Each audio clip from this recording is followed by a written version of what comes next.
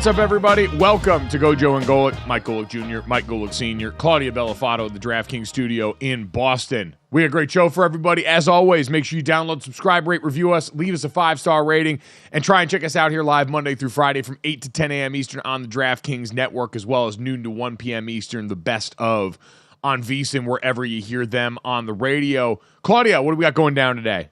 Yeah, good Tuesday show. I think I'm supposed to sing this first line, which I'm not going to do. Ain't no sunshine, though. Where does Phoenix go from here?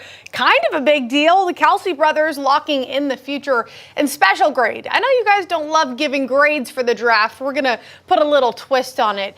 But we have to start with the fact that LeBron is bounced from the first round of the playoffs for the first time since 2021. But as LA Mayor Karen Bass tweeted, then deleted, tough season. At least we won the offseason tournament, right? That counts for something. It was a tight one pretty much throughout the series, like we said. It's not like it was a devastating loss. This is just what happens when you make it to the postseason and have to face the defending champ in the Nuggets, right, GoJo?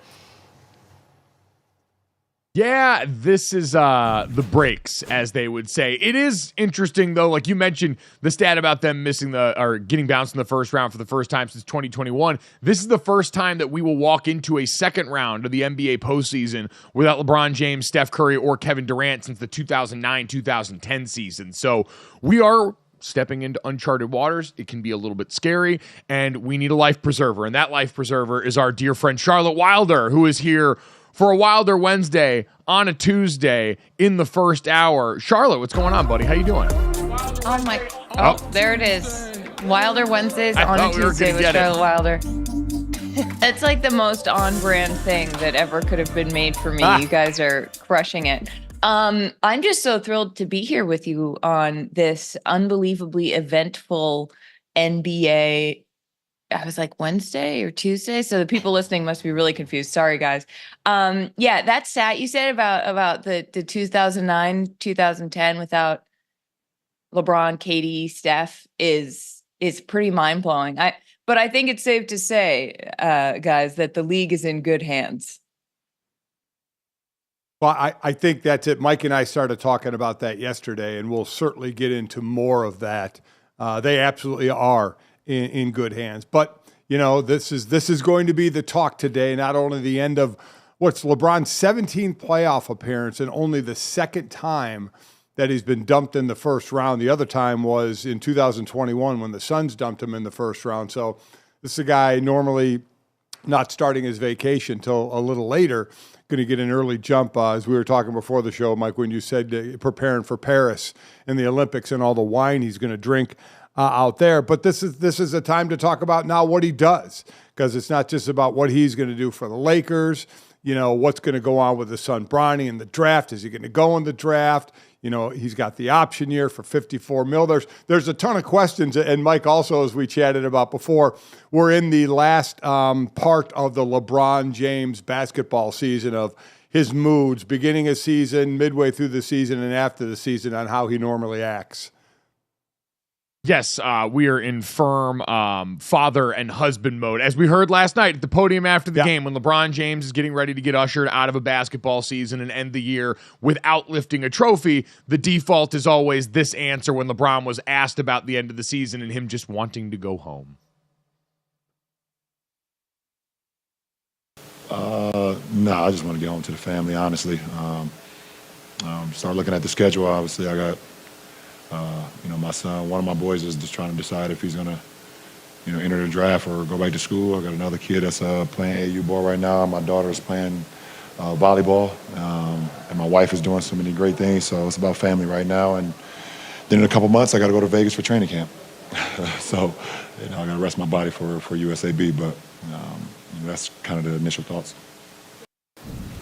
No. Bigger than basketball, guys. We always have to keep in mind that it's bigger than basketball. And really, Charlotte, it feels bigger than just LeBron, because I think LeBron is the easy part of this equation for the Los Angeles Lakers. They want him back. It sounds like they're going to do whatever it takes to get him back, up to and including drafting LeBron James Jr. if given the opportunity. We find all of this out. because, of course, Shams had the article ready to go. As soon as this thing went final, we already had the retrospective on the 2023-24 Lakers season, including the fact that, the Lakers as a franchise that's been buoyed by stars forever wants to keep LeBron James much the same way they gave Kobe that sort of lifetime achievement contract at the end of his deal. But then, Charlotte, already the buzzard circling over Darvin Ham as he is not even a few hours removed from what could be his final game coaching in a Lakers uniform. Do you think there's any world where he comes back? Absolutely not. Absolutely not. Are you kidding me? Like that man, that was a dead man walking. I think what's so fascinating to me about this is watching those last 4 games, which, by the way, I don't want to anger Michael Malone by not mentioning the Nuggets names. Like let's say the Nuggets did a great job, a gentleman's sweep, a nice little broom, a nice little, hey, LeBron, we won't sweep you completely in your 21st season in the league. But watching those games, I really felt like, and to a certain extent all year, but in the playoffs especially, that brief shining beautiful moment, I felt that LeBron thought he was the coach in a way that I had not really fully seen. There was in game 3, I believe, or 4, I don't remember which was the one that they didn't lose. The one game they didn't lose. Game 4. Game 4. They avoided the sweep there, yeah. He's jumping up and down, just irate at a call. And the image that came to mind was actually Rumpelstiltskin. Do you guys remember that fairy tale? Sure. Yes. No, you don't? Okay, well, it's this tiny little man, this like little elf guy who gets really angry and starts jumping up and down. And like, that was what came into my head. And Darvin Ham, they panned him on the sidelines and he had his Darvin Ham face on, which was just, for the audio audience, I just did a sort of goofy smile and like raised my eyebrows a little bit. He just looked like he didn't have the agency he might have needed. And also, I don't know if he would have done the correct things with it if he had that. So I can't fault them for moving on. They haven't moved on yet, but it was a bizarre situation when you have one of the, if not the greatest player of all time. How do you coach that? It was a crazy experiment. Well, Dad, it's always been the difficulty in trying to coach LeBron James because we've seen over the years he's obviously churned through a lot of coaches. There's the GM memes that come up, but certainly LeBron James as a high IQ basketball savant being difficult to work around. Players have said in the past the spotlight is different, and certainly coaches have felt it. Darvin Ham during the season, I think it was January or February, lamented on everybody hanging on every single game, saying that this is a marathon, his frustration pouring out there. But Charlotte talked about LeBron on-court frustration. We heard Anthony Davis after the game, I think it was game 3 or 4, say we didn't always feel like we knew what we were doing out there in what seemed like a direct shot at coaching. So this thing's been leaking for a while, and I think is finally going to come to a head now. Yeah, I think it is too. But you know what? I hope not too much blame is thrown that way on Ham, on Frank Vogel. Look at Doc Rivers. He took over a team that had a great winning percentage. Now he had some players hurt, but they weren't playing well. Sometimes it gets old to point at the head coach and say, yeah, you're the problem. I don't care who the head coach of the Lakers was this year. They weren't beating Denver. Denver's the best team in the NBA, I think. I think they're going to win the championship. But so sometimes, Charlotte, it gets a little much for me with saying, oh, yeah, it's the coach's problem, because quite honestly, the coach is one of the easiest things to replace in the offseason when you start, pulling back the curtain and saying, what are the problems here? They're the easy one to decide, but there's no way that was the reason they lost this series. Well, I think in both the cases, the Lakers and the Suns, there was a huge issue with roster construction, right? Like they just did not you can't look at either of those teams, especially after, in the beginning of the season, people looked at the Suns and they were like, oh, sick, this is going to work. And it's like, well, do you remember how everyone was like, it's interesting that they don't have a point guard? And the Suns were like, don't worry about it. We'll figure it out. We'll take turns. That is never going to work. And we talk about this on Oddball a lot, about how you need clear expectations. You need a structure. You need buy-in. And what we're seeing now with the teams that are winning, with the Timberwolves, with the Thunder, with the Knicks, is that this is a team, everybody knows their role. Everybody is following the leader of this team, and there are leaders, and there is a real doggedness. The one thing that you can't teach is youth and how hard are you going to play. You can get guys onto your team who will play as hard as you need them to, or who will fit your team ethos. But if you don't know what your team ethos is, if there isn't a clear identity, how are these professional athletes supposed to know exactly how to win? Because and that comes from ownership down. And so I think that I agree with you, Senior. You can't just blame the coach. I do think they're not inculpable, right? Like Frank Vogel, nothing was working in the first 3 games, and then he didn't try anything different in the 4th, but that was also just sort of like a broken situation. So it's a whole bigger thing. And, it's just fascinating when one of those people is LeBron and he's sitting there at the podium and they ask him about his future at the Lakers. And he says, I'm not going to answer that. Yeah. It does make it really interesting. And I think the reason it always happens with the coaches is because they're the easiest financially to get out of also. Darvin Ham's deal is worth like $5 million a year. LeBron James has until June 29th to either opt into the final year of his contract with the Lakers at $51.4 million or become an unrestricted free agent. Anthony Davis is under contract till 27-28. D'Angelo Russell has a player option for next year worth $18.7 million.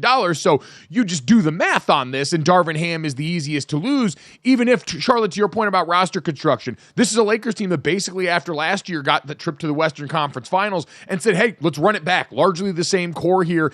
And I think, Dan, a lot of people's misgivings with Darvin Ham and the rotations and the way things worked out is Darvin Ham almost immediately after never really felt like a guy that pulled the thumb a lot when he was addressing the media in these post-game press conferences. Almost immediately talked about, hey, every time it felt like we were getting momentum this year, someone got hurt in a season where your 4 best players played all more than 71 games. Like, I understand some of the other guys on the fringe of these rotations were down at certain points of the year, but in general, you had better health amongst your core than this Lakers team had been used to, and certainly most of the league can enjoy as we look around now and watch the mash units that some teams are putting out there. And so I don't think there's going to be a ton of sympathy necessarily. And also it's understanding, Dad, we talk about this a lot in the NFL in terms of when a franchise drafts a rookie quarterback and you've got a lame duck head coach, see Chicago right now, the franchise is in this state of deciding, are we going to let you be the one to shepherd our new shiny toy into the future? And for the Los Angeles Lakers, the question is, hey, we've seen how Darvin Ham managed the last 2 years of this. We got big summer coming up where we're going to talk about all those first-round picks that they're going to try and turn into a player, whether it's Trae Young or another star that they're going to try and go after. Is this the guy that we want at the helm for what is probably our last best shot with LeBron James? And it seems like right now the answer coming from anyone who is the source for Shams' article is a resounding no. I agree. It's going to be a no, but, he was a head coach of a team that went to the Western Conference Final last year.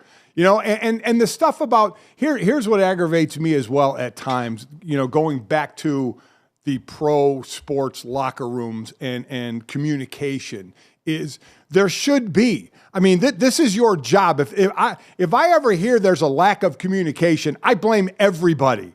Everybody. I mean, there are pros out there. If you don't know what's going on, then you get in a room and you talk with the coach.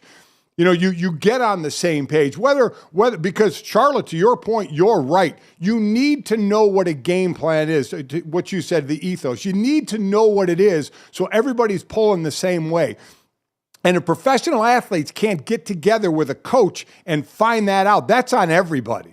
That's on everybody. That's just not on a coach giving in to everything his players say. That's everybody working together. Listen, I'm not sitting here fighting for Darvin Ham's job. He's not going to have it. He's going to be gone. Sounds like my point is when I hear all the stuff about, well, they weren't sure, what the game plan was. Well, are you kidding me? When I hear Anthony Davis say that, well, go ask him. You're a grown-ass man, one of the great players to play in this game. Get on the same page. There's only 15 of you on the roster, all right? Everybody, I get that, but it's also at the same time, like, you don't have to worry about that from the better coaches in the league where you're in a pivotal moment and you're looking for what to do. Like, if you're Anthony Davis and you're the player, you've already got your hands full with what you're trying to do. Nikola Jokic lived on the other side of that team. And so now if you've got to also think about this strategically in a way that better teams don't have to account for, like, we wouldn't think of this as something that would come up when you were talking about Eric Spoelstra and the Miami Heat having to worry about that. And so that's kind of the stakes of the game where, yes, it's on everybody to get on the same page, but this is also something that, if true, is not something you would expect from the kind of coach that's going to help you get back to the place the Lakers want to get.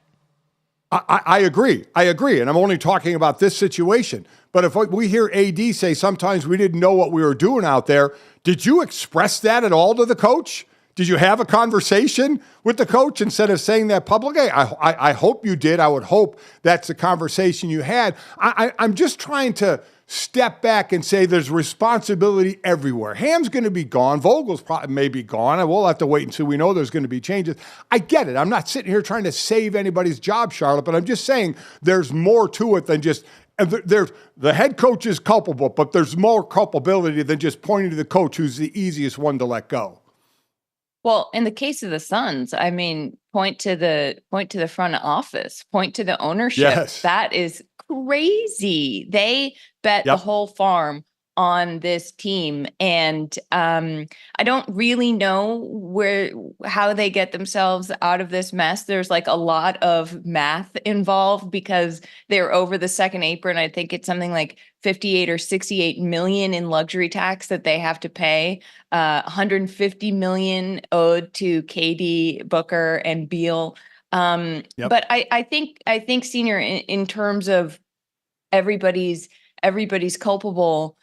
Yes, but I think that when things go so wrong, it goes up to the top. It goes to the coach, then it goes to the GM, then it goes to the owner, because something was not built correctly, right, Gojo? It's like something didn't work, and in some cases, I think that the coach plays a bigger role in that than others. I think I think the Suns were just sort of doomed.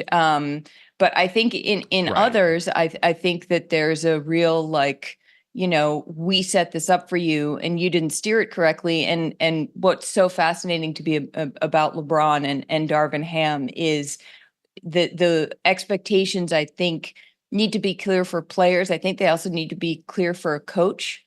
I'm also not standing up for Darvin Ham at all, because I think he made some really bad coaching decisions throughout the year. I think also, Gojo, as you said, blaming people for being hurt when, like, this actually was a year where a lot of them played, and you got Gabe Vincent back. Like, you had the tools you needed for a lot of it. Although of course not all of the tools you could have used to begin with.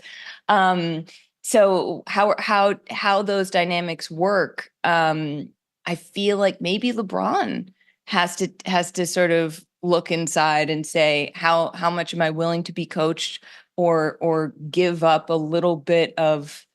I just don't know how anybody can step into that role and be like, you know what, I'm going to step back. You do your thing. I'm going to do mine, because what is the coach's thing in that situation when he's such a genius? Yeah, there's no coaching LeBron is not easy. We know this. And we said before, playing with LeBron is not easy. It speeds up the life cycle for everybody. You would probably be afforded a longer lease as a coach, as a player, as every other part of this organization if the stakes were not, we have got arguably the greatest basketball player of all time. And in this case, as the Lakers, you've got him in the twilight of his career. And so last night, you still got 30 points from LeBron in this losing effort. He still at times looked like one of the best players on the court, the way he attacked the basket and did all the things we're used to seeing from LeBron James. But as we said, with a round two with no KD, no Steph, and no LeBron James, they are no longer on their own worth a pass to the next round. And I do think there is something to the fact that this Lakers team was still very good. The timing just didn't work out. Whenever they saw the Nuggets, they were probably going to lose to the Nuggets. Now, as the rest of the Western Conference got better, the Timberwolves and the young Oklahoma City Thunder, I don't know if they would have been able to take them down, but we saw them go toe-to-toe with what most of us think is the best team in the NBA. And again, it's just because the stakes are so high when it's, hey, LeBron James's final crack at this, so we know this summer on the coaching front and the playing front, we got to get this right.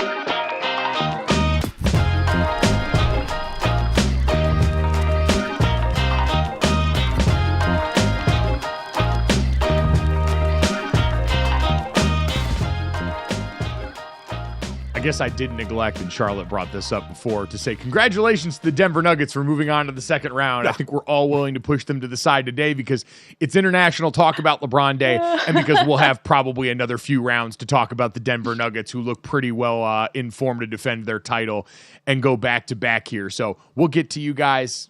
Great stuff as always. 10 out of 10, no notes. Very good basketball team. But Charlotte, to sort of put a bow on the LeBron James season pre-Olympics, where we will meet him again, LeBron James does have the player option this summer.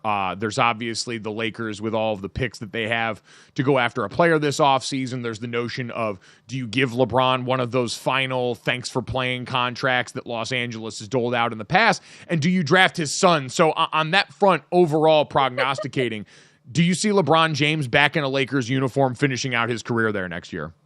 Sorry, that just really cracked me up. Do you give him a contract and do you draft his son? It's like, what a wild, let's like take a step back for a second and realize what we're asking here. I think that this is completely in LeBron's court, as it were. I think that this is my favorite information about the entire NBA season is that the draft is June 27th. LeBron's contract, his player option is June 29th. And you better believe he planned that. Wouldn't it be funny if he hadn't, though? If he was like, oh, weird, look how this worked out.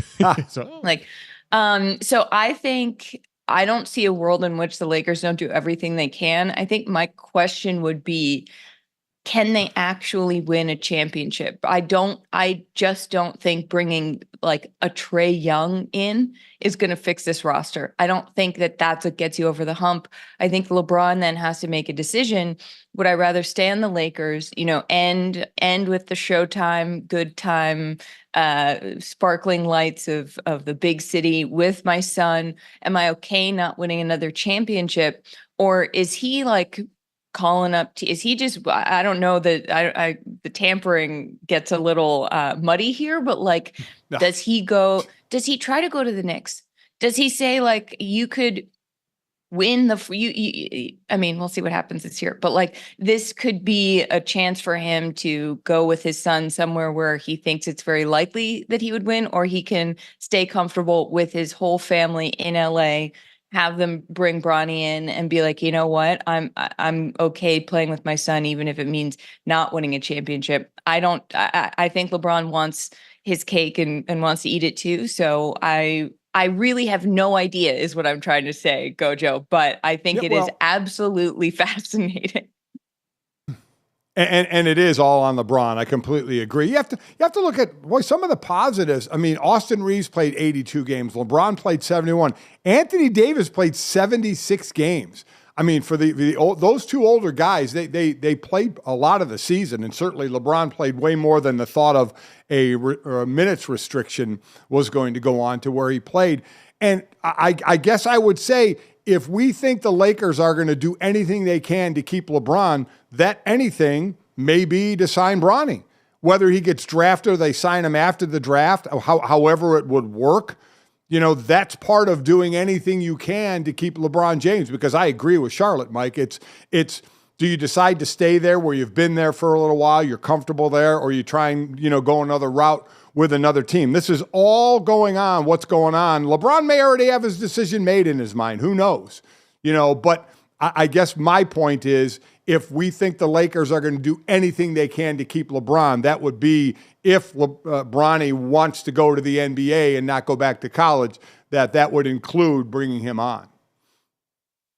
Yeah, I think LeBron gets whatever he wants at this point from the Lakers because they're inclined to treat their stars like that. And I think because LeBron James wants all that stuff. The one positive of going to another place, and if we were to use New York as the operative example, is at least there, if LeBron James at this point in his career, the Lakers move was always supposed to be about some relief, right? It was, hey, we're supposed to be passing the baton to Anthony Davis in a way that may or may not ever truly happen. He played pretty well in this series overall. He got banged up in the game last night, and that was kind of what turned the tide in the game itself that we've talked very little about, is as they were leading for a majority of this game and keeping it close, Anthony Davis takes a shoulder to the shoulder, looks like he gets a stinger, and then after that is much less effective and the things turn, and Denver and Jamal Murray hit an incredible shot to finish this game that Jamal Murray almost didn't play in, by the way. Had to literally argue with Michael Malone to even play in because of his calf strain, which seems to be going around in the NBA, like we'll talk about here in a second with Kristaps Porzingis, but all of that gave way to this now. And so if you wanted to argue that, hey, if LeBron James left for a place like New York, hey, you got built-in relief in Jalen Brunson. You got a guy who's absolutely going to go out there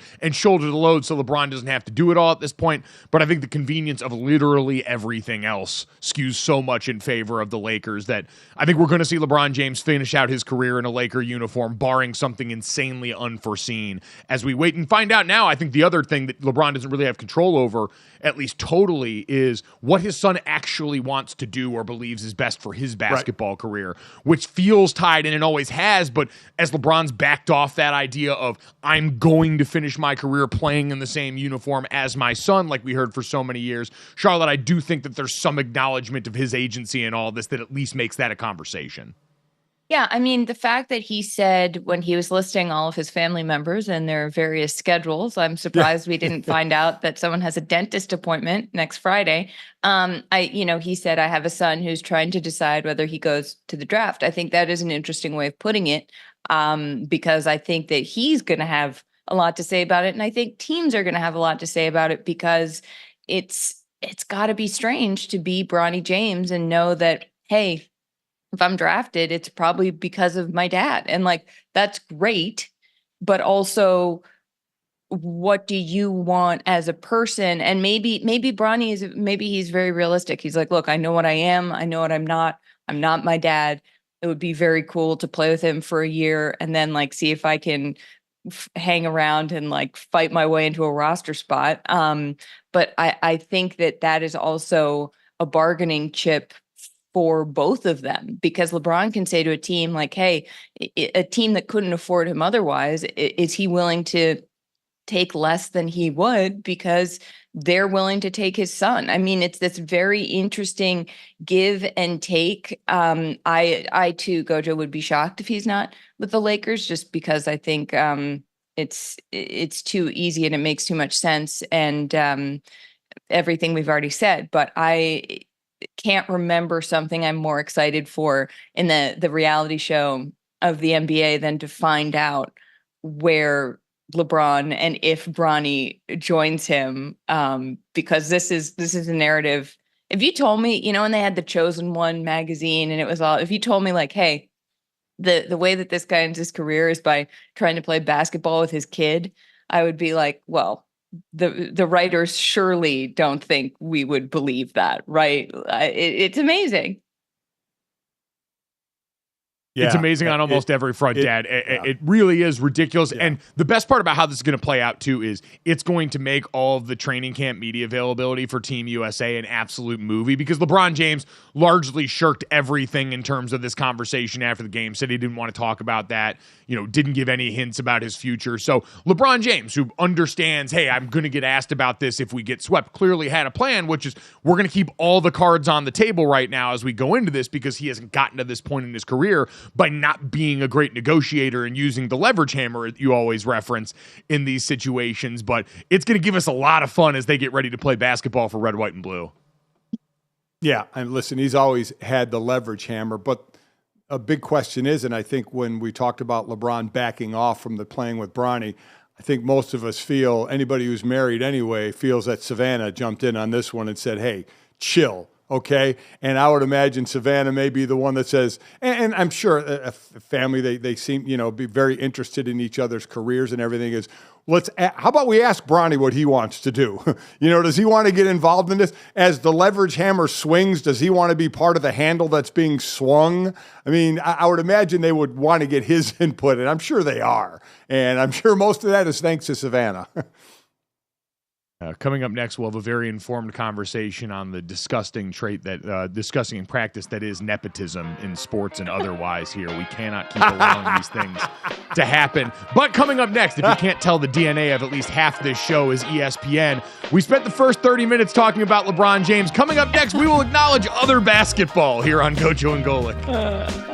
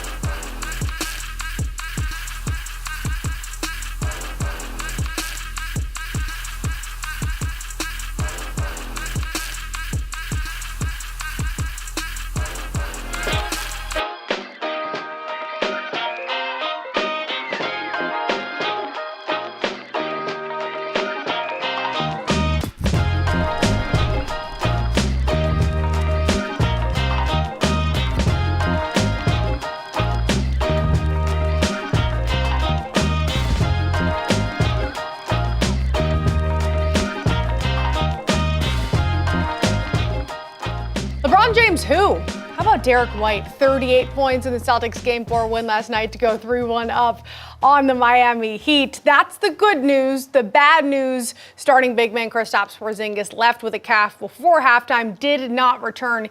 He's undergoing imaging on Tuesday. Early indications say it's not an Achilles. We will see. He did tweet after the game, good W tonight, shouted out Derek White, and he also said, thanks for all the support, will be good. That's what we want to hear, but of course we don't know. Celtics, though, 21-4 without him this season. Charlotte, how are you feeling as a Boston fan? Was I pacing around my living room saying, I just feel like it's an Achilles. It has to be an Achilles. Did you see the way he pulled up? Yes, because I am a psychotic sports fan. Also, the thing about Porzingis, like anytime I see him in person, I like in warm-ups before a game, I'm staring at this guy and I'm like, your shin bone is so long. Like he's like a bunch of noodles put together and is like unbelievable at basketball.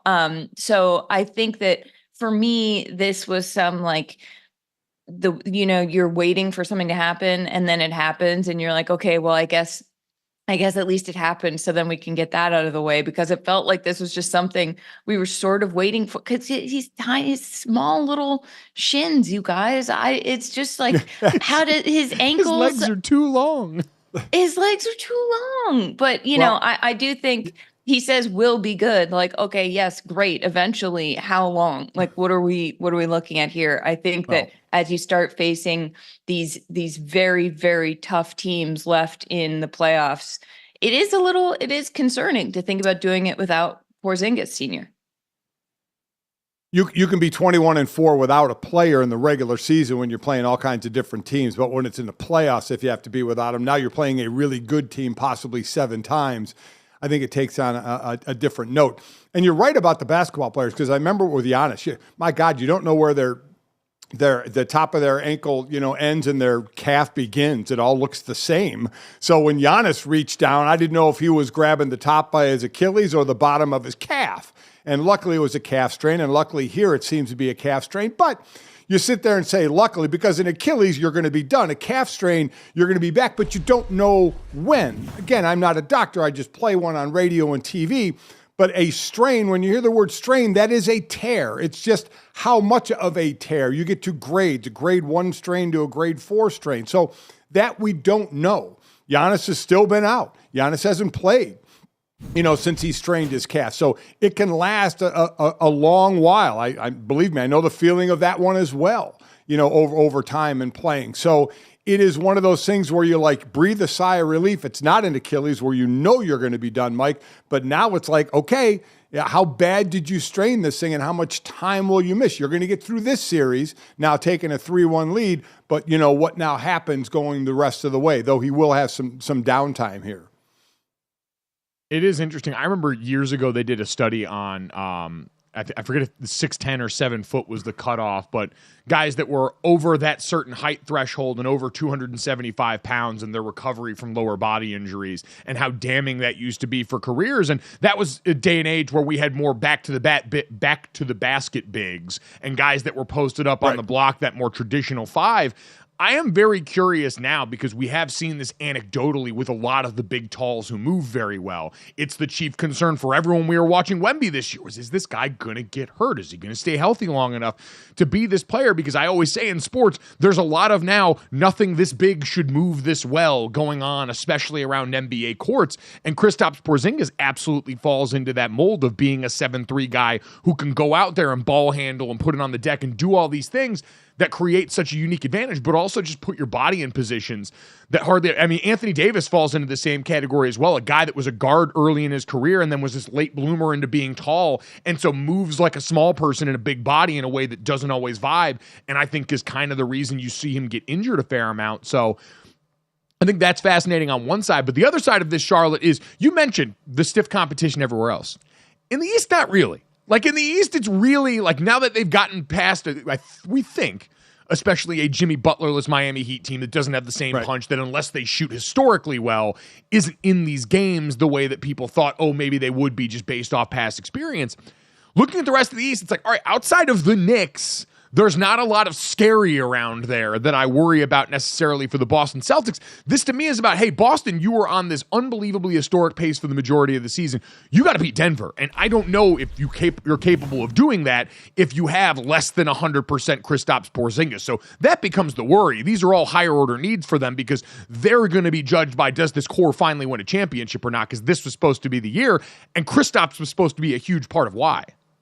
I honestly, and I'm not just saying this because I'm married to a Knicks fan and he's been incepting me in my sleep. I honestly think that the Knicks are much scarier than anyone is giving them credit for. I think that they are so dogged. They do not give up. Watching them play against Embiid, that should terrify the Celtics. Yes, Embiid is not 100%.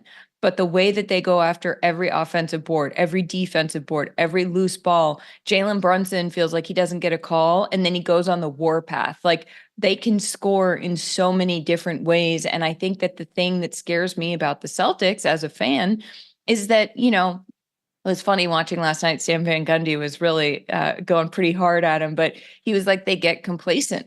And they do. And I think that in big moments, they get not only complacent, but then when they realize they have to come back from that, they get rattled. And one thing that the Knicks do not get is rattled. So I actually think that's not a given that they are going to face the Nuggets at this point. And that's where they're going to have to, you know, have real conversations in the locker room about, like, okay, like, backs up against the wall, how do we respond to this, and how do we keep up that intensity? Because one thing you can't teach is going really, really, really hard and like keeping morale up for 48 minutes. And one thing that Tom Thibodeau has done is found a Knicks team full of guys who not only want to play, they're like, you know what, play me 57 minutes, especially when I'm hurt.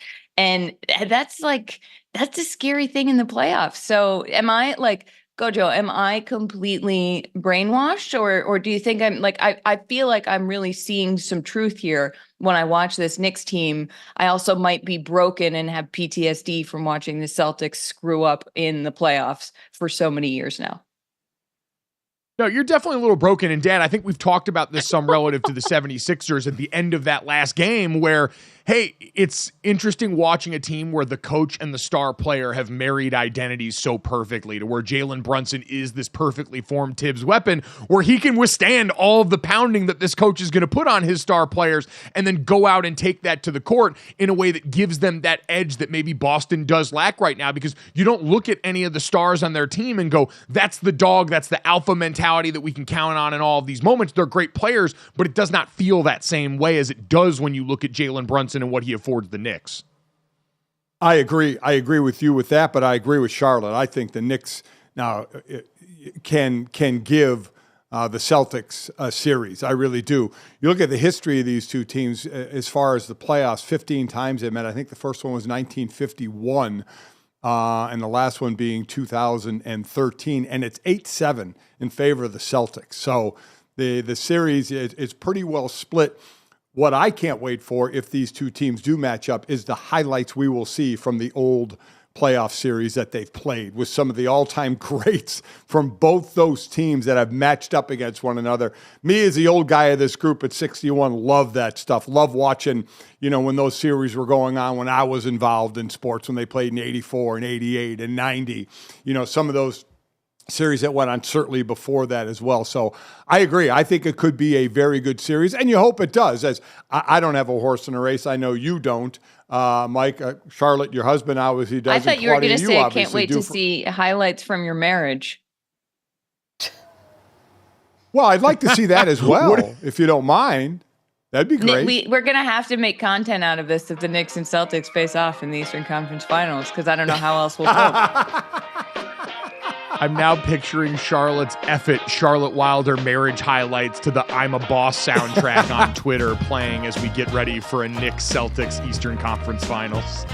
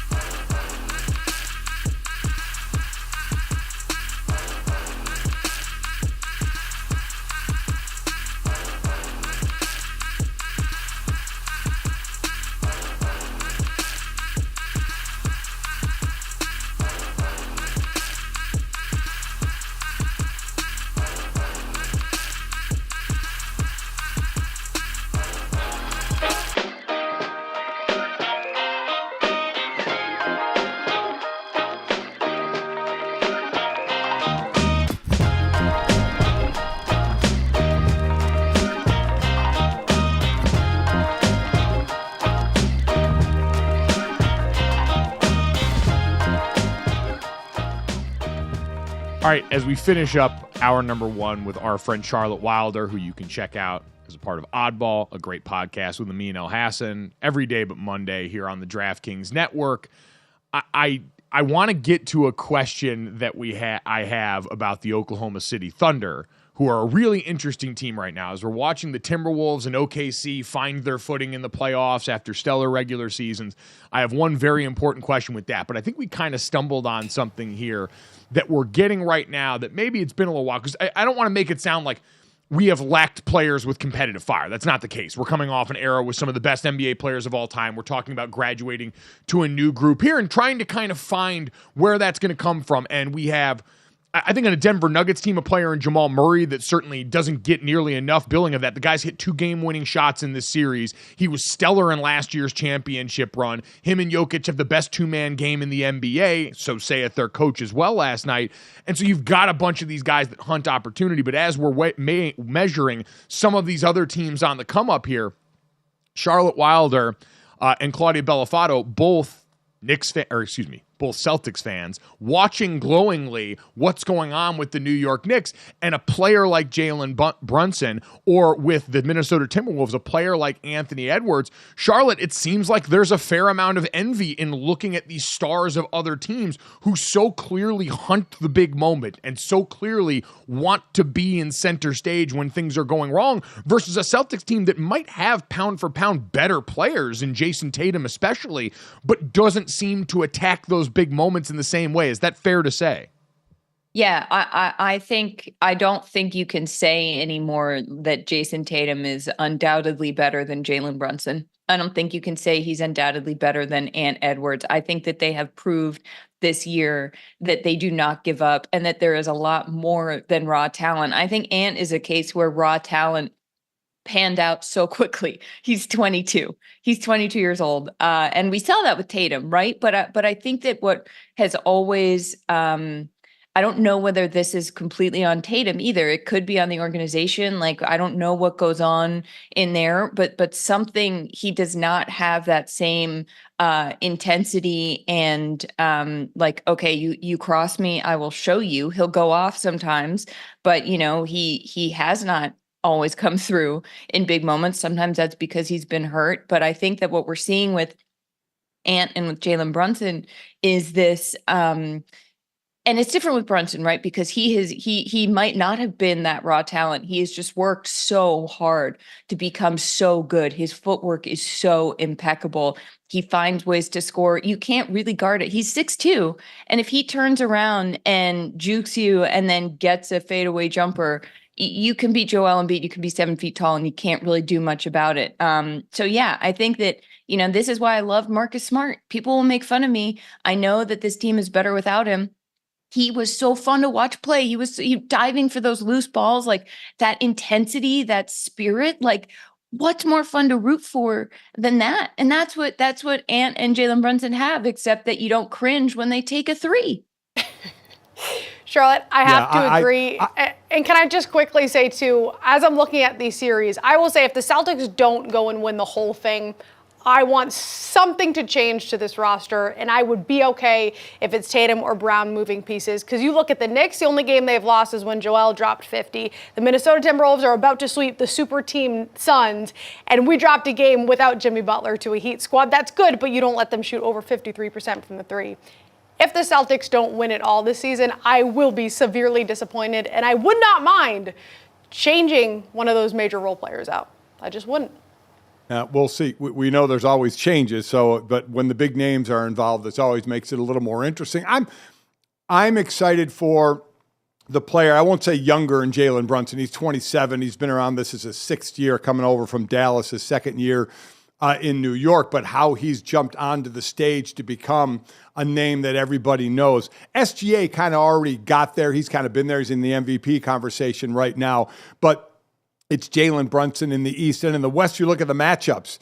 Denver's going to play Minnesota. We know the Denver Stars and Jamal Murray. I mean, don't worry, Mike Malone. We are going to give your team love. You got a long way to go. You're going to be fine. But he was absolutely. It was like the Murray and Reeves show in the 4th quarter last night of that game. But we know who their stars are. But how Anthony Edwards, who we had talked about how has gotten better every year. In the last two, he's made the last two All-Star games. But what he did when Karl Anthony Towns went out and how he even upped his game puts you on center stage. And then you have SGA against either Dallas or LA. Dallas and LA have the established guys, Luka and Kyrie. And I mean, LA's got, 3 or 4 established guys who are in there up to mid-30s. So I'm excited, Mike, for this, how this postseason goes on, for the names we have been talking about that have jumped onto the scene. This is a way for them to really put their names, on the tip of everybody's tongue, the way they can finish out here. I also think that we've had this era of unbelievable players. I mean, the fact that it's KD, Steph, and LeBron one of them has been in the playoffs since 2009, 2010. They haven't been that young for a while. And I think that there is only so much you can do. The fact that they've kept doing what they're doing at such a high level for so long and stayed so competitive. Well, most of them, KD, I guess, starts to be like, well, but that's a different conversation. What we're seeing now is guys who are younger with that fire, who grew up watching those guys, Ant and KD playing against each other. Like, it made me tear up. It was so cute. It was, and KD saying that he loves watching Ant now. I mean, it really is this changing of the guard. And I think what makes it exciting is that we remember what it was like when the older guys were young and just had that same fire. And so to see it pop up in players where maybe, we've seen greatness. Luka's been amazing, obviously, like, there have been players who've been young and incredible. The fact that we're seeing this now in the playoffs with a whole crop of new teams is really, really fun, Gojo. Yeah. The league also very much needs this. They need them to kind of build up lore in the postseason as they're trying to replace those guys, because this is what golf has been going through for a long time post-Tiger, where you get these young guys that come through and they'll succeed for a little bit, but then it won't sustain in the same way. We had 3 names that you mentioned that were at or near the top of their game. You can throw Kawhi Leonard in there, who is always in the conversation when healthy for the best player in the NBA for this long swath of time. Jalen Brunson represents a fascinating force in all of that, because I think he is falling into that Steph Curry archetype where, Charlotte, you mentioned, the physical measurables are not otherworldly. This is a guy a little bit more of a square body. His game's defined by some of that stop and start. I was watching him and found myself comparing him movement-wise to like Le'Veon Bell, and the way that he would constantly get you off balance by changing speeds and manipulating short areas and getting into the paint and making himself a problem for much bigger players. And people looking at that and going, oh, that's accessible. The guy who did it through hard work, who doesn't have to be 6'7" with all the length in the world like Jason Tatum, or an incredible springy athlete like Anthony Edwards. That looks a little bit more accessible to people in a way that they all love. But Charlotte, before we let you out here, and we appreciate your time this hour, I do have to ask you the one question about the Oklahoma City Thunder, which is, do you think that the What a Pro Wants commercial is enough of a curse to prevent them from ultimately being able to challenge Denver for the Western Conference? Have you been afflicted by this scourge like everyone else? I'm afflicted. I can tell you what commercial no flex zone, Wingstop.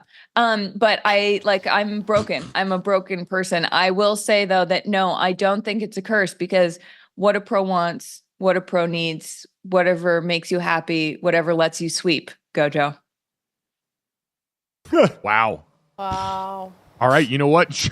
Charlotte Wilder, you can clearly tell this is a house of learned content creators in the Wilder family that are getting ready for the potential doomsday apocalyptic scenario that is Celtics Knicks in the Eastern Conference Finals. Charlotte, we're all going to say a prayer for your household and your marriage, that one, it obviously survives this. You guys have a strong foundation to build on, and I believe in you, because I also think you're a closeted Knicks fan and you're still kind of learning to let that part of yourself out in public. But also, too, because we do believe that stellar content would come out of that, just like the stellar content that people can get when they tune into Oddball, a wonderful podcast. Charlotte Wilder, Amin Elhassan, every day but Monday here on the DraftKings Network. Charlotte, thanks so much, buddy. We appreciate you. Thank you so much, guys. Love you. We'll miss you until next week. Yeah. Coming up next, we'll take a look back at some of the NFL draft class and hand out our own very special grades that my dad is certainly going to love.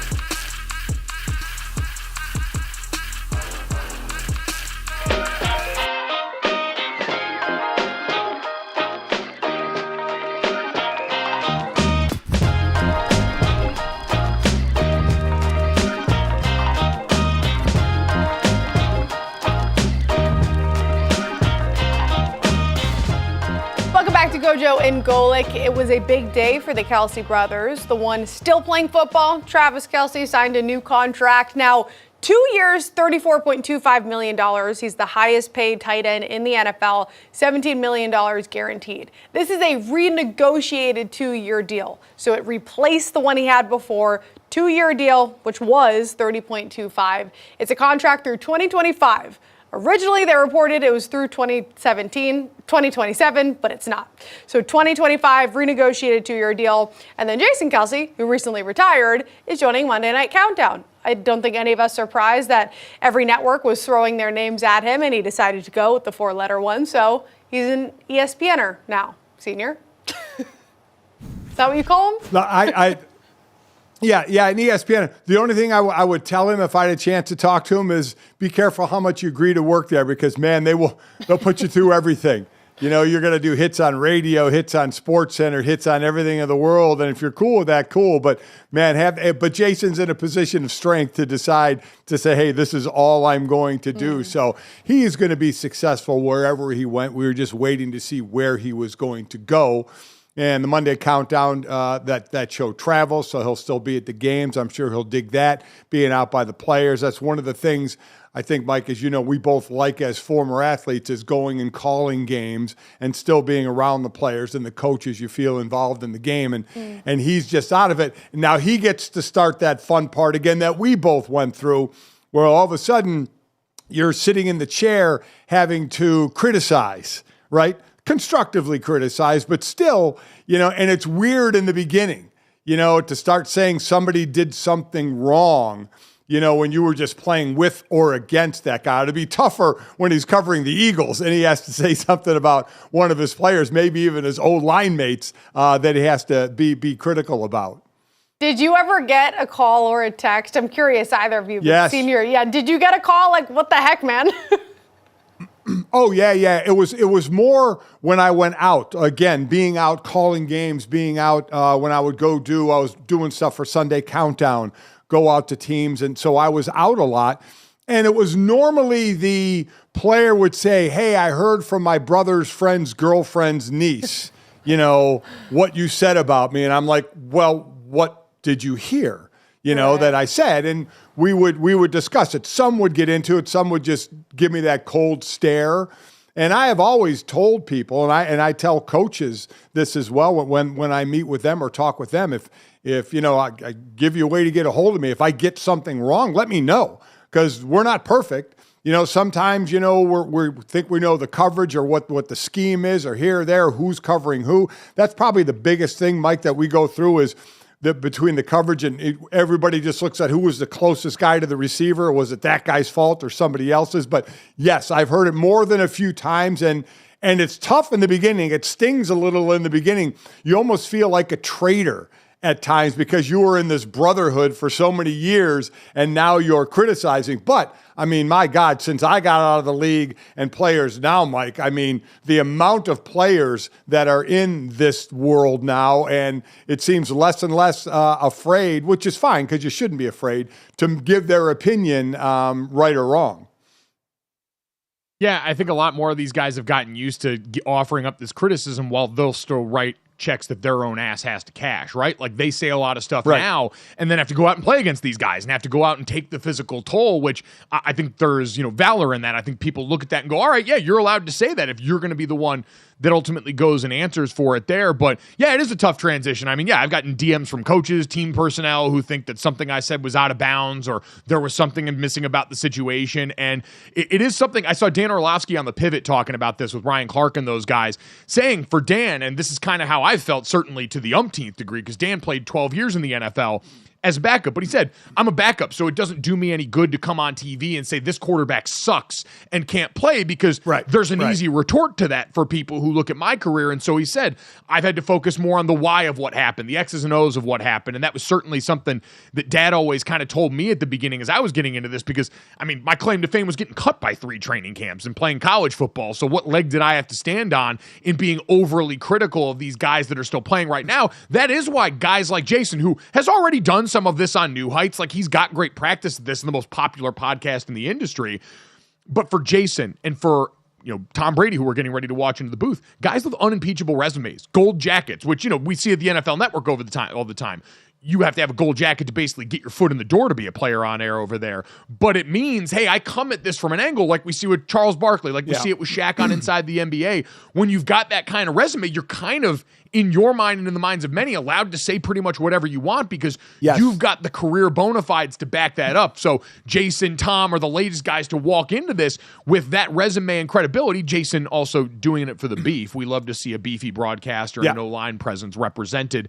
If it is the 4 letters, that was reported by The Athletic. I'll wait until we hear it on New Heights from Jason's mouth before anything else, kind of like we did with the retirement, but would be happy to see that for him. Wherever he ended up was going to get a great value add there. He's the rare combination of great player who also is able to articulate and explain all of those intricacies about the game and take people inside those leadership moments in a way that's special. And you're right. You automatically get the benefit of the doubt. And sometimes it's good and sometimes it's bad because we have seen great players that have gone to the Hall of Fame or were going to go right into the media and be bad, right? I mean, it happens. And we also see players who were average players be some of the best. I mean, you just go to look at coaches. A lot of coaches in the NFL never played football, yet they're great coaches, or they have limited playing experience and they're great coaches. So you don't have to be a Hall of Famer to be able to talk about the game. A lot of times it's players who weren't, who have to know more that's going on the field to survive. Can sometimes give you a better perspective. It all depends. Everybody is different. I expect Jason to be excellent. I expect Tom Brady to be really good at this as well. But it is always interesting in the beginning when you have to turn to that other side and start being critical. It's always interesting how you watch guys go about that. Yeah, I think guys are having an easier time with this than ever because of all the player media. Yeah. So that'll be fun to watch with all of those guys. And part of what's going to happen now, they decide to really go all in on this, is, by the way, congrats to Travis Kelce. Zero surprise there that they would run it back. It seems like they are all hell-bent on making this a three-peat in Kansas City. They locked up the head coach, the GM, their best defensive player, their second-best offensive player. They drafted the fast wide receiver. Like God in heaven, if anyone was hoping for signs of this wagon to slow down, you are sorely mistaken and better get used to another year of seeing that Chiefs red littered all over nationally televised games and deep into the postseason because they look like they're ready to go and do the damn thing yet again. Swifties, get ready. This is just your life. You don't know anything else but deep postseason runs and rampant success, and I love that journey for you. For the rest of us, the mere mortals, and for the rest of the people joining the media now, you got to get ready to do some draft grades. And my dad hates it. My dad, decades into his media career, despises draft grades. And I don't know why, Claudia. I don't know where you fall on this one. I love getting to go out here and just shoot this off. I think because I'm a day walker, like Dad's a player who does media. I am someone who played, who has now been a media member longer than I was ever even close to professional football player. And so I do enjoy some of the gas baggier sides of this. And so I don't know where you're at, Claudia, but I love a good draft grade. And I feel like we need to do some form of that right now for the people, despite my dad being pissed off about it. I was wondering why, because I heard the grunts, and I was told to say you guys don't like draft grades, but I thought it was both of you. Okay, so it's a senior thing.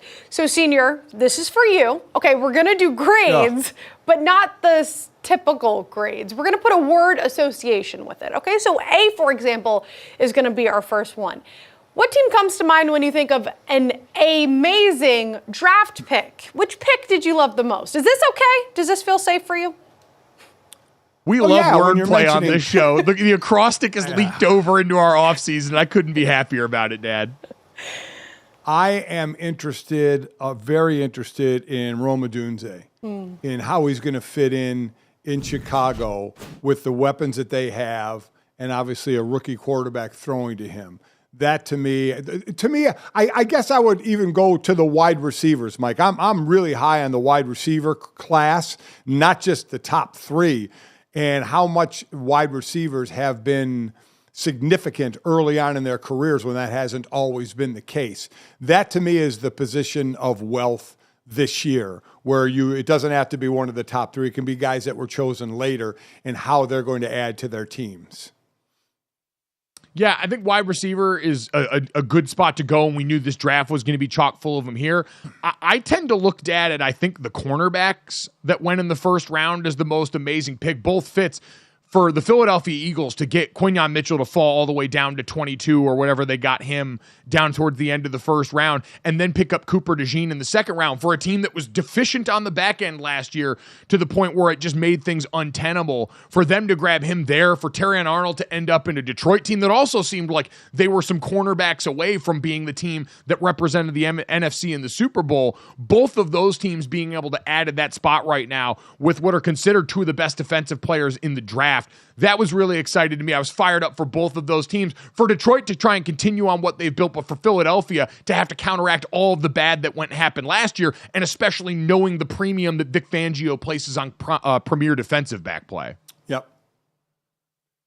No, I All right, agree. Claudia, what do we got coming up next year? I think we're all right, you know what? I'll say this, Dad. If we're going to do picks that you love the most, I wanted to shout this one out just because it was a player I was enamored with in college, and it fits the model of what this team was over the back half of the season. The Buffalo Bills, late in their draft, I want to say it was let me see here. It was the fourth round, the 128th pick overall. They drafted Ray Davis out of Kentucky. Ray Davis, who had 1,000 yards with 3 different teams in his college career and finished off his career in the SEC as one of the most difficult runners to tackle in all of college football. Measurables aren't through the roof. That's why you get him in the fourth round. But I think for this team that obviously has Josh Allen as the engine that drives the ship there in the run game as well in Buffalo with all the changes they made at the back half of last season, Ray Davis quietly a guy that I think is going to be able to come in and give you really quality touches in that offense that's still going to try and be figuring out how to supplement receiver. I know they got Keon Coleman in the top of the second round. He's been awesome since he wound up in Buffalo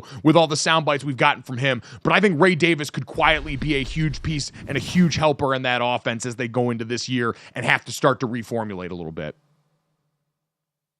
All right, that's I think is that going to be your late round pick too? Because aren't we giving out that award as well? You jumping ahead, Claudia? Oh yeah, let's say I probably should have put rules out here. Okay, so there's one each. Yeah. I know it's GoJo and Golic, but Claudia's going to give the rules here. Just one each. All right, don't get too excited. We're going to move to B now. I'm just kidding, GoJo. Be better. So GoJo, tell me which team you think could have been better. B. Which team gets a B? B. We're still working through all this. Yeah. I would say, Dad, as much as we've talked about the Atlanta Falcons at this point, I do think the later portion of their draft, they made picks and there were guys that wound up in there that I really did like Brandon Dorlus, who they got in the later rounds of the draft, was a guy that I loved at Oregon the last couple of seasons. One of the best D linemen in the Pac-12, a guy that they can absolutely do a lot of great stuff with there. Braylon Trice that they got out of Washington, also a quality pass rusher, maybe didn't test it well, not the most physically dominant player. And so I think those guys later in the draft, they did supplement with some quality defensive players. Denver's the one I really have some questions about. They're just in such a tough spot now because I was having this conversation with someone the other day where we've talked about Minnesota can maybe afford to let J.J. McCarthy sit early right now with Sam Darnold there because there's not pressure on Kevin O'Connell. He's got a long leash. He's viewed as a value at head coach and at play caller. For Sean Payton and company out there, you just failed an insanely expensive experiment with Russell Wilson that was part of the gamble that Sean Payton made coming back. Now his future is tied to Bo Nix, and I'd imagine that means it's going to have to get him on the field sooner than later. And with some of the other limitations of that team offensively still, I do have some concerns about how well that can go early on and how much they did to improve their fortunes in one of the toughest divisions in football. Yeah, outside of there, I put Denver there as well, though I did like their 5th round draft pick, Audric Estime from Notre Dame, the running back, so I did like that. Damn right. But I'm conflicted on the Atlanta thing as well because I like Penix, but again, when Harry Douglas was on, he explained, and I get it, guy who played for the Falcons, hey, they got guys that can step in and help, and they'll have the next quarterback after Kirk Cousins leave. But to me, as a player in that locker room, I wanted a player I think that could help right now. I'm not sitting in there wondering what's going to happen 3 years from now. So I looked at it from a player standpoint. But I really look at Denver, though, as that team. Because you have Jarrett Stidham, Zach Wilson, and Bo Nix, maybe the most least menacing quarterback room right now in the NFL. So I think a lot of people think Penix got drafted, more higher than he should. Certainly people think that about Bo Nix as well. Can I ask you guys this? Speaking of teams to be better, did you think it was weird that the Patriots sort of, I don't want to say wasted a pick, but after bringing in Drake May, then went to get Joe Milton? Do we feel like that could have been used better elsewhere? Man, you know what? Probably is the answer, especially given all the needs on that roster. Yeah. Joe Milton's a tantalizing talent, but we've never seen that manifest into anything when you already spent the third pick on quarterback. I think everything kind of counts with them right now. But I'm also never going to fault anyone for taking the guy that can huck an orange 100 yards just because it's cool. Right. So, I saw that's fun fine. With the social content. That is cool. It's incredible. Good vitamin C. All right, let's see what happens. What team or pick? That's good, right? Would you want to wait on to grade senior? See what happens. All of them. Oh, all Christ, of not them. you. Not you. All of them. I mean, God, the whole... It just reminds me when all the new head coaches come in, everybody says, grade the picks. How the hell are you supposed to grade somebody who's never been a head coach to all of a sudden grade them and say what kind of a head coach they're going to be? I mean, it's ridiculous. And we know the hit rates. So if you want to sit there and say, who do we need to wait on? Go back to your chart, Mike, that you showed you got where the hit rate was, who got to their second contract. I love the O-linemen because they're big on their second contracts, and the quarterbacks are 50-50. I forgot who the worst was. I think it was wide receivers had the worst hit rate. So go on that. I know I'm not playing the game, and I'm sorry, but we don't know about any of these people. Yeah, go ahead. Boo me all you want. All right. Because you didn't have an answer. I'll take the Las Vegas Raiders on this. They were the team that missed out on the quarterback lottery, and I actually think made a smart decision by not reaching for one of the quarterbacks that was later into the first round. And by later, I mean midway through after 6 quarterbacks were already off the board. The Brock Bowers pick was curious. I thought they should have gone defensive back. They could have had their top pick of the corners on the board at that point and instead doubled up at tight end now in a way that I'm excited to watch, but I don't know what it nets you, especially knowing who you've got to face in the division, knowing your quarterback situation is not the quarterback future on the roster. You got other quality guys in there. Tommy Eichenberg, when healthy out of Ohio State, I think can play some ball at linebacker. Jackson Powers Johnson, who they got in the center, is actually right where I would have had him graded as a player as well. And so I do think they had some good picks in there, but ultimately it's going to be about how do they morph that around and then use that to acquire the quarterback that's ultimately going to help them. So, Claudia, let's get down to the D's. What do we got here? Yeah, and I'm just going to do this. I'm going to change this to late round D light. Our guy said down the board, but I like late round D light. So a late round steal, and GoJo, you did mention one. Does another one come to mind, or you want to stick with that pick? Well, I would say, too, for the New Orleans Saints, getting Spencer Rattler in the 5th round, all that dumb stuff that came out about the scouts worried about the TV show he did when he was a high schooler. Give me a break. There is so much more to go off of there. I saw, his head coach now, Shane Beamer, came out and said, anyone who's called me and asked me, I've told them about the growth he made during his time at Oklahoma, what he was to that South Carolina team. That's ridiculous. And that's a player, Dad, that I know I probably got a little out over my skis in the pre-draft evaluation process, but I think there is a lot to work with there potentially. And now he's got the chance to sit and develop even more at the pro level. I'm going with Kansas City's second, 4th round pick. Kansas City does a nice job in later rounds. The safety from Washington State, Jaden Hicks. Remember, you lost L'Jarius Sneed. You traded him away. You have an excellent corner, obviously, in McDuffie. Justin Reed is in his last year. Then he becomes a free agent. This kid's 6'2", 211, can cover tight ends, does a nice job playing up and playing on the run. I like his size, and I think Kansas City just does a nice job with hitting on guys later in the draft as well. We've seen it before, and I think this is a kid, whether it's this year or next year, start to make a nice impact. Yeah, I think one thing we saw throughout a lot of the draft was where you land both in terms of the quality of the organization, the quality of coaching, but also who else is in that position room with you goes such a long way. Having quality veterans at your spot that can shepherd you in. We talked about that a lot with Jalen Carter last year, going into that Philadelphia Eagles defensive line room with all of the leaders that they had there. Coming up next, we will look at fixed MLB pants and give you the player we're most excited to watch from this NFL draft class going into the 24 season.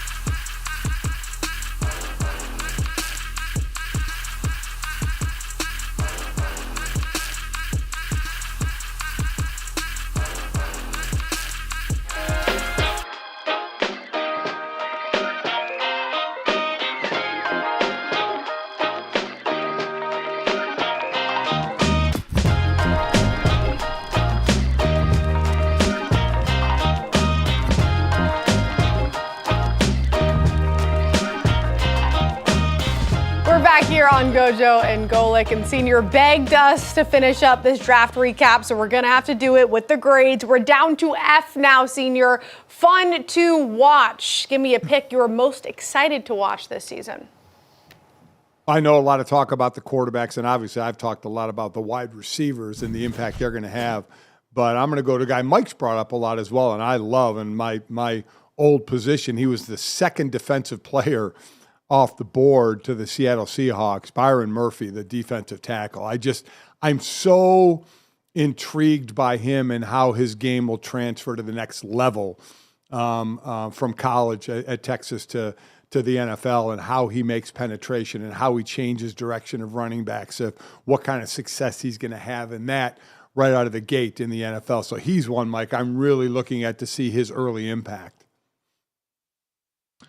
Yeah, it's a great pick. I'm excited for that one too, but I'm also, I think, very excited. And I struggle with this one because, Dad, what you brought up with wide receiver was really compelling. I think Malik Neighbors is the most interesting of the three wide receivers in the situation he's going into, because he's essentially tasked with helping save Daniel Jones's career with the New York Giants. Yeah. He is seen as the weapon he hasn't have. He's seen as the guy that can take the top off the defense in the way that Giants offense has been deficient in. And so compared to Marvin Harrison Jr. going to a place that's already got a quarterback that they're locked into and counting on there, Rome Odunze going and joining Caleb Williams as this renewed energy around the Bears is really palpable. But I'll go offensive line because the brand is strong. And I'll say Tyler Guyton. I think this is fascinating.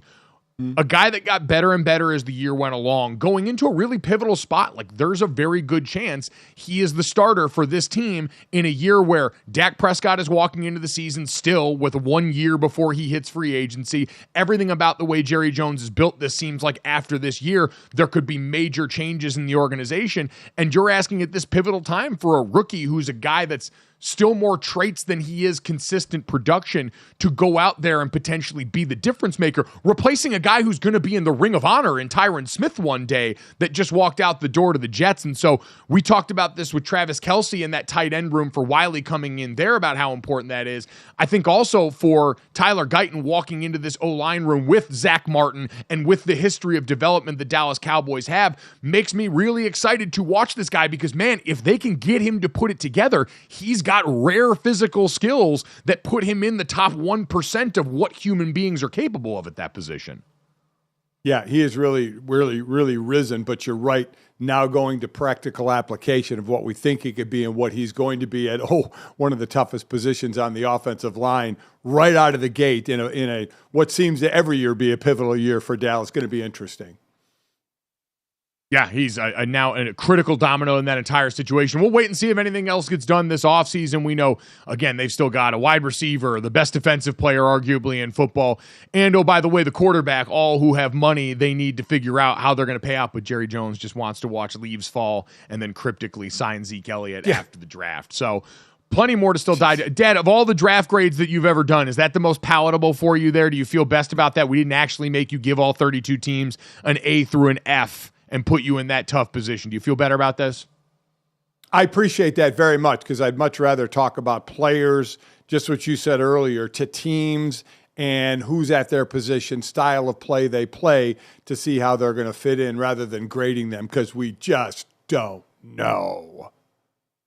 I mean, you might not know, but this Pittsburgh Steelers draft, it feels like you kind of know on this run, right? I mean, giving this anything less than an A would be pretty crazy. A couple of starting offensive linemen in this draft. I mean, you could end up with 3.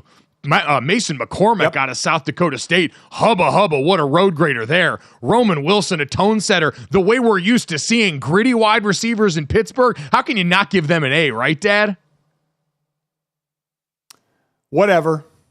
Yeah, give them an A. Give them all. You know what? Give them all an A, because when you talk to every team after the draft, they all got the person that they wanted.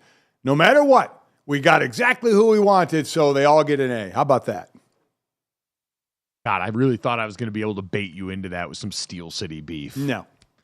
One of these days, I'm going to get you on the right side of history. No. Speaking of people that got an F for their grade. Claudia, Oh. let's talk about Major League Baseball's pants. It seems like they're finally going to do something about this. A victory. The Major League Baseball Players Association for years was lauded as the most powerful PA in sports. And I think in recent years, that's sort of taken somewhat of a hit as we've seen the Major League middle class kind of priced out in a number of different ways. That market certainly moneyballed into a tough position. But this, another show of force as they now appear to be getting ready to vanquish these awful Nike jerseys that we've seen this year. Like, they've heard and they've seen enough. We've seen enough underpants, okay? Get rid of the see-through pants. Bring back the real lettering on the jerseys. Like, this isn't even baseball. It's America's pastime, and we're just seeing through everything. It's wrong. But what I love that MLB did is they America's said, hey. ass time now. What is wrong with you? MLB is throwing shade, though, at Nike. They're saying it is not us. They put out a memo saying, quote, this has been entirely a Nike issue at its core. What has happened here is that Nike was innovating something that didn't need to be innovated, echoing what I just said. We saw this in spring training. We saw the clothes. We saw the pictures. We saw the guys bending over, seeing way too much of what was going on. Why be cheap, Nike? You have so much money. Why be cheap, Senior? And I think, you know, a lot of people will ask, well, why didn't baseball check them all out? You know, check it all out before they okayed it. I think a lot of that is Nike has been trusted, right? Nike's a trusted brand. And you're saying, okay, Nike is going to do our uniforms great.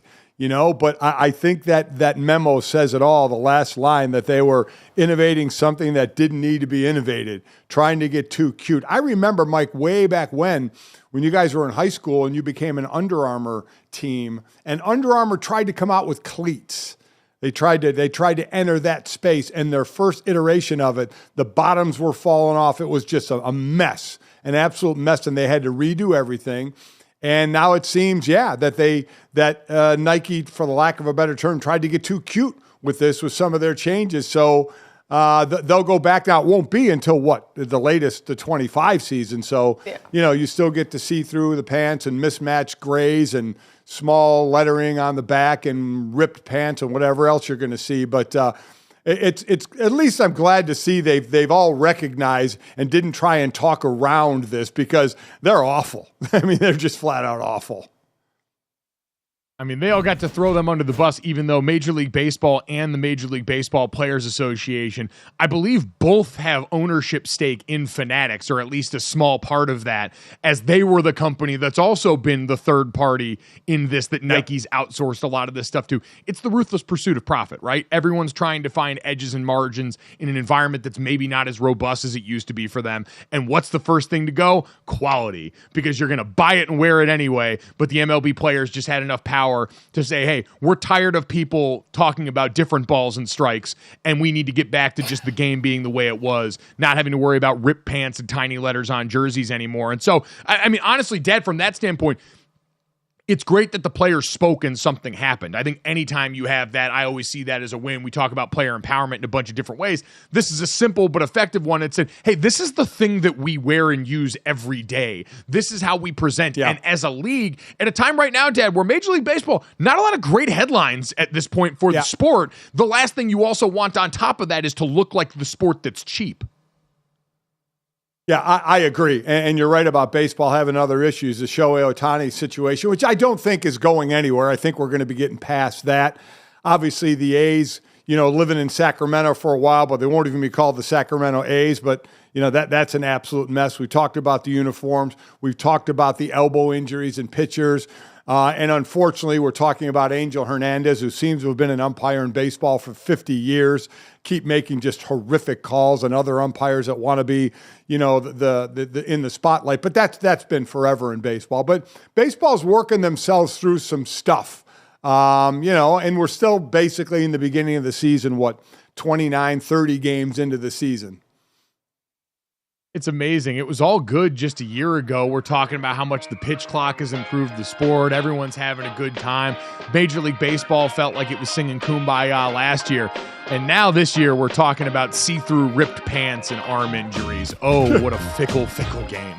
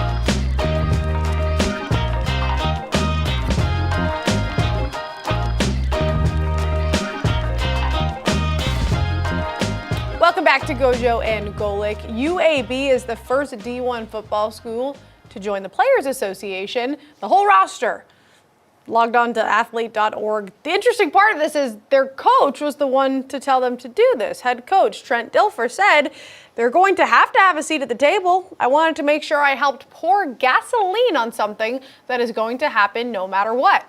I might as well use my influence to help it happen faster on behalf of our players. GoJo, please, Mike, explain this to us. What does this mean big picture? I think it means big picture. Everyone knows where this is going, Dad, between this headline that we're seeing right now and then the headline that the NCAA could be looking to settle in a major lawsuit that could have had them on the hook for $4 billion in damages if they were found on the wrong side of that one, could be trying to settle in a lawsuit that a way that could pave the way for players to have a revenue share in the future as the NCAA model looks like it's primed to change around college athletics. And so I think we've seen, Dad, a lot of coaches more than willing to step out and be in front of this for reasons that I think are selfish, in that, hey, they understand this is good for player acquisition to be seen as the coach that's pro player, that's trying to show these guys, I'm with you, I believe in this cause there, but also for them to, or I should say that's the selfless one. The selfish one is the sooner it goes to a more business-like model, the more control a lot of these coaches and organizations get back, as they've seen a lot of this unregulated in the NIL era, outsourced to collectives and feeling like they have less of a grasp on these little kingdoms than they're used to having. So I think there's reasons on both sides why coaches might do this, but ultimately Trent Dilfer and UAB, a guy who comes from the broadcast ranks more recently than a lot of his coaching counterparts, seeing where this is going and understanding this is both good PR and probably just good to get out ahead of in general.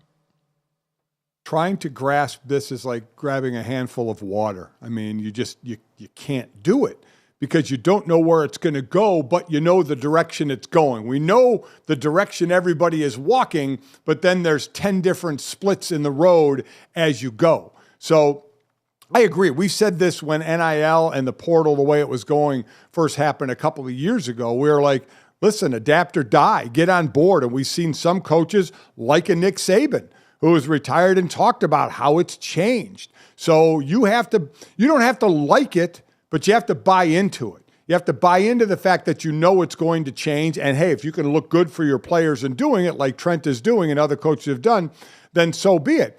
But still, Mike, it doesn't give me any thought, I don't know about you, of where it ultimately is going to end up.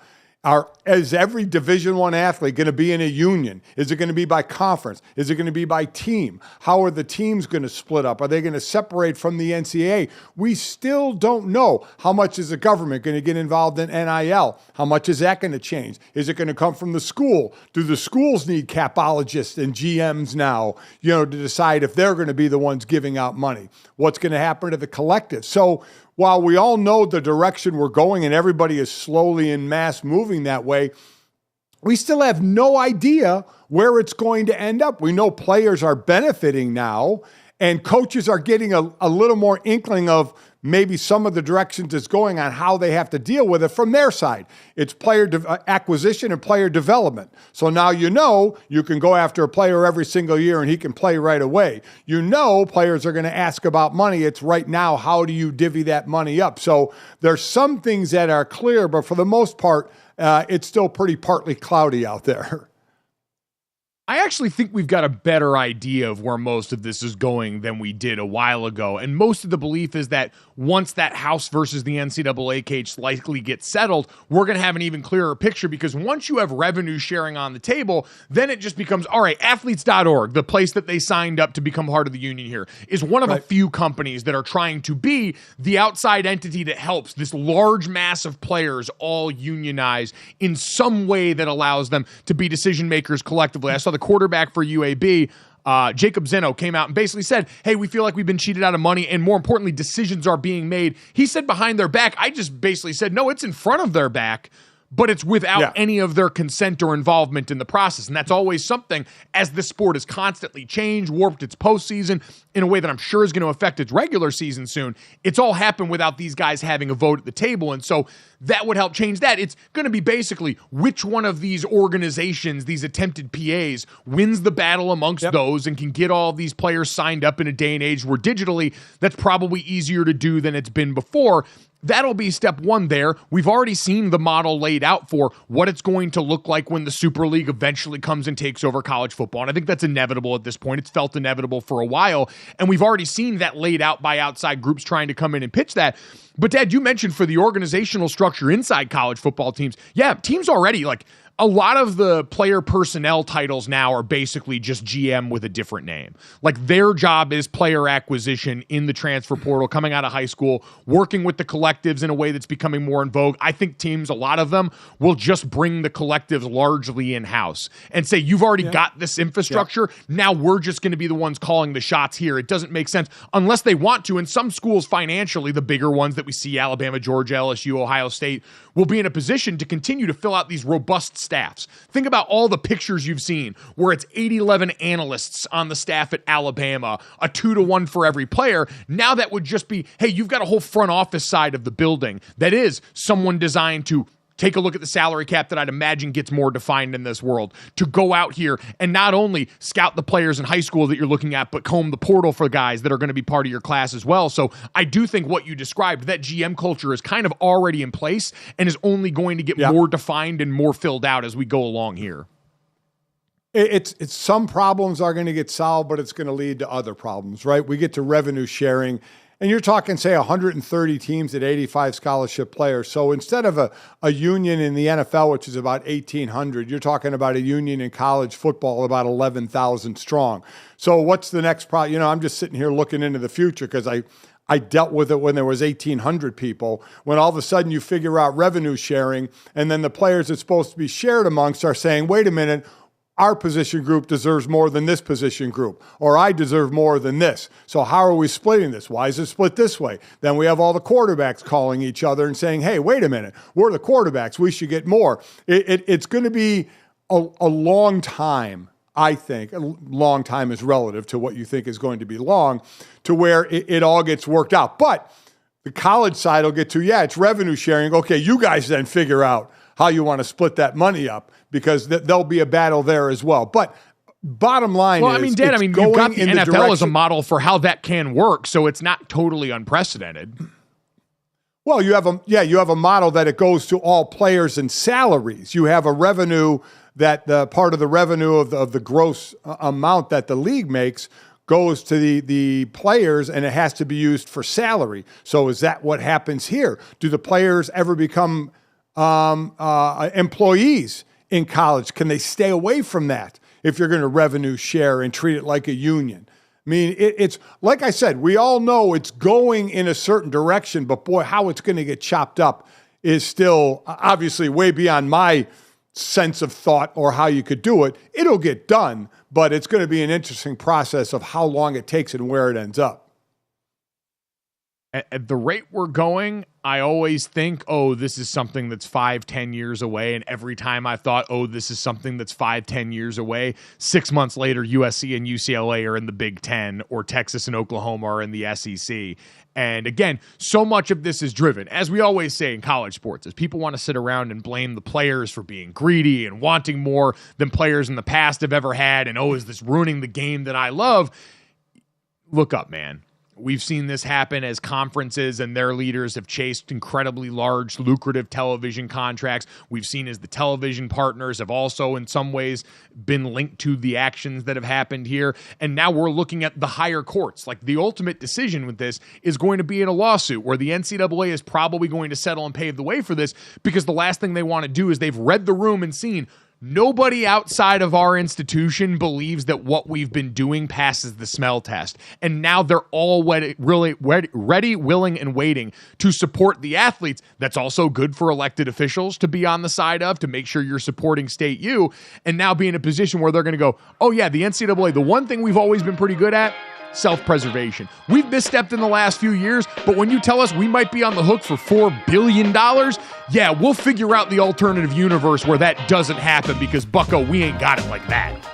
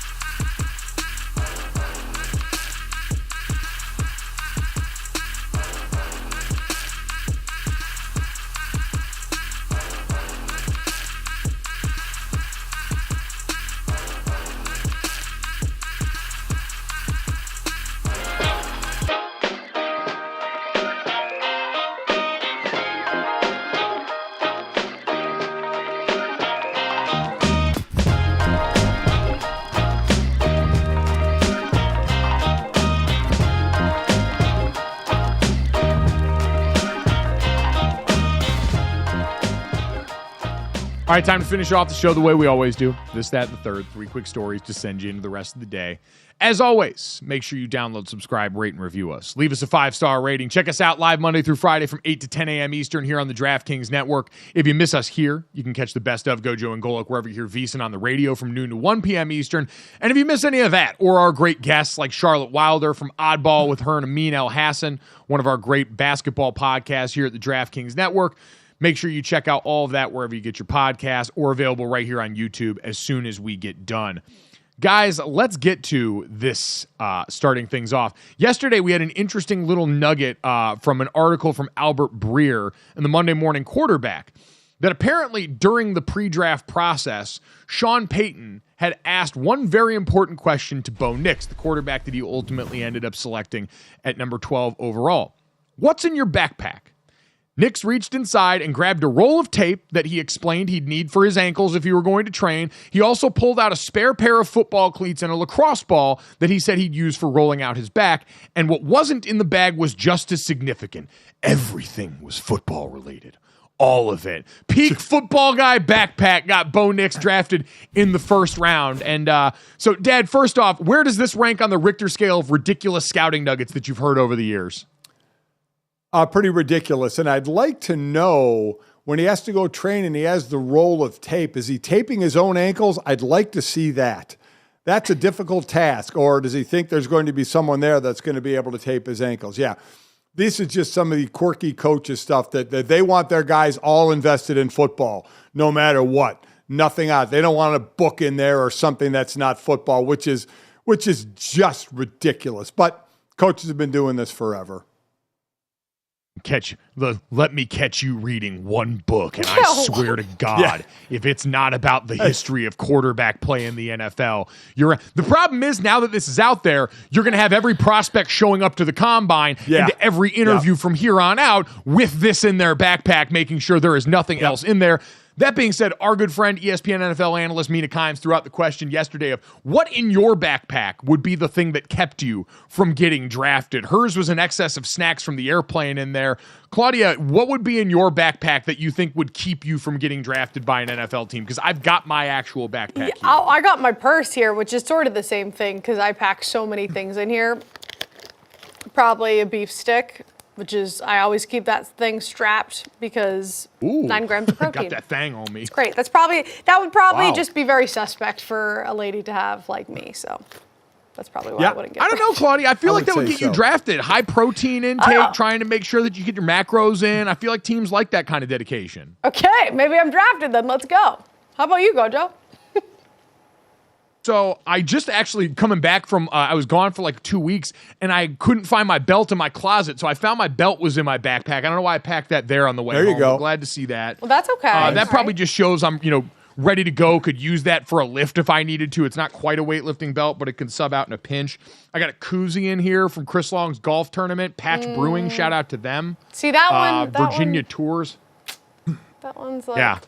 Does this guy like to party a little bit too much? He's got the koozie ready to go. The thing that I think would really screw me over, so I keep all my pens, markers, and highlighters in a Ziploc bag, and at some point in the last 3 weeks, one of the pens exploded in here, so now everything's kind of covered in blue ink, and so every time I take one of these pens out, my hands end up coated in blue ink, and I don't know if that's necessarily good if you're shaking the GM's hand and then getting a bunch of excess pen ink on there. Yeah. That is a bummer there. My backpack right now at this moment would be...